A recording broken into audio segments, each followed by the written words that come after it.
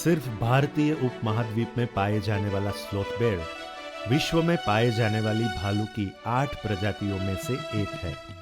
प्राचीन महाकाव्य रामायण में भी जामवंत के तौर पर स्लॉथ बेयर का वर्णन किया गया है। एक समय में भारत, नेपाल, बांग्लादेश, श्रीलंका और भूटान में पाए जाने वाला यह भालू अब सिर्फ भारत, नेपाल और श्रीलंका में ही पाया जाता है और इसमें भी इसकी कुल संख्या की 80% संख्या सिर्फ भारत में ही पाई जाती है, जो भारत के कुल 21 राज्यों में स्थित है। भालू सामान्यतः घास स्थल, उष्णकटिबंधीय वन एवं झाड़ीदार भूमि पर पाए जाते हैं। काले बिखरे हुए बाल और गुंबद आकार पीठ वाला यह भालू जब जब अपने पैरों पर खड़ा होता है तो इसके सीने पर वी या यू आकार का चिन्ह देखा जा सकता है। इसके अगले पांव के नाखून लंबे होते हैं, जो उसे दीमक व चींटियों के बिल खोदने में सहायता करते हैं। नर भालू का वजन 80 से 140 किलोग्राम एवं मादा का वजन 55 से 100 किलोग्राम होता है। भालू अपने खुराक में सामान्यतः चींटी, दीमक जैसी समूह में रहने वाली कीट, मीठे फल एवं मधु ग्रहण करते हैं।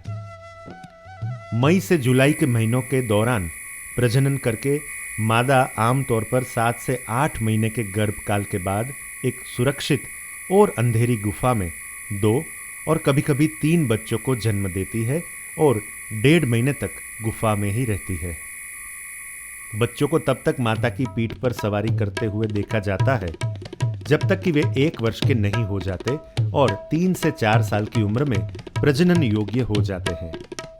भालू देर शाम से सुबह तक सक्रिय रहते हैं और दिन के दौरान पत्थरों के बीच या गुफा में आराम करना पसंद करते हैं। आमतौर पर भालू अकेला होता है, लेकिन कभी-कभी एक मादा को अपने बच्चों के साथ देखी जाती है और तब वह अधिक आक्रामक होती है और अचानक मानव या बड़े जानवर पर हमला करती है। हमारे आसपास भालू की उपस्थिति को उसके पैरों के निशान, पेड़ों पर पंजे के निशान, विष्टा और शहद आदि खाने के बाद जमीन पर पड़े छत्ते के टुकड़े से जाना जा सकता है। मानव बस्ती के आसपास भालू की उपस्थिति के लिए उपेक्षा के कारण मानव और भालू का घर्षण बढ़ा है।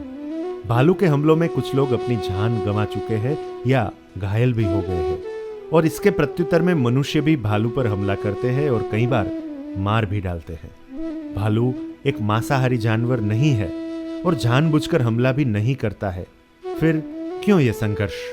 मुख्य रूप से लोगों में जागरूकता की कमी, कम होते जंगल क्षेत्र और गर्मी के मौसम में भोजन और पानी की कमी इसके लिए जिम्मेदार है। भालू क्षेत्र में रहने वाले लोगों पर अचानक भालू द्वारा हमला किया जाता है जब वे फल और ईंधन के लिए अचानक जंगल में जाते हैं।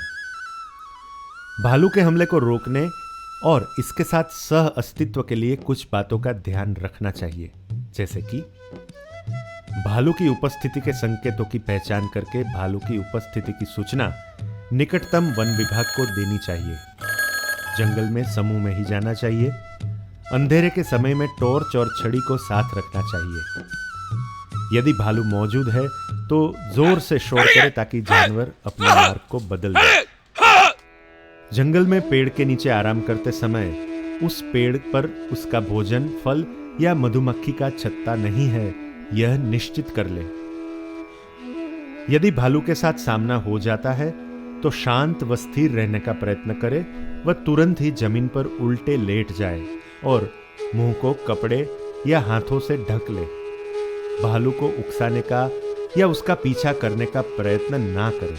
यदि आपके क्षेत्र में भालू की मौजूदगी है तो घर के चारों ओर जाली होनी चाहिए और कूड़े या बचे हुए खाने का निकाल आसपास न करें, क्योंकि भालू इसे खाने के लिए आ सकता है। शौच क्रिया के लिए जंगल में न जाते हुए शौचालय का उपयोग करें।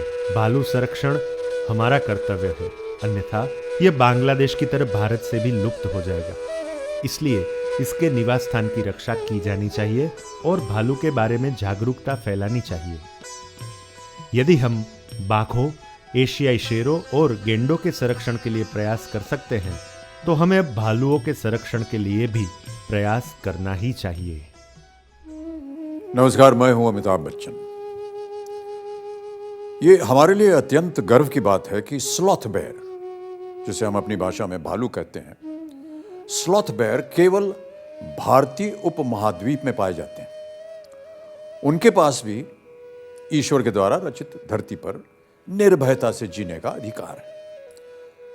अतः आइए हम सब मिलकर भारत के भालुओं के लिए ये संकल्प करें कि हम उनकी और उनके आवास की रक्षा करेंगे तथा समाज में भालू के साथ सह अस्तित्व की भावना बनाए रखेंगे। अनेक धन्यवाद।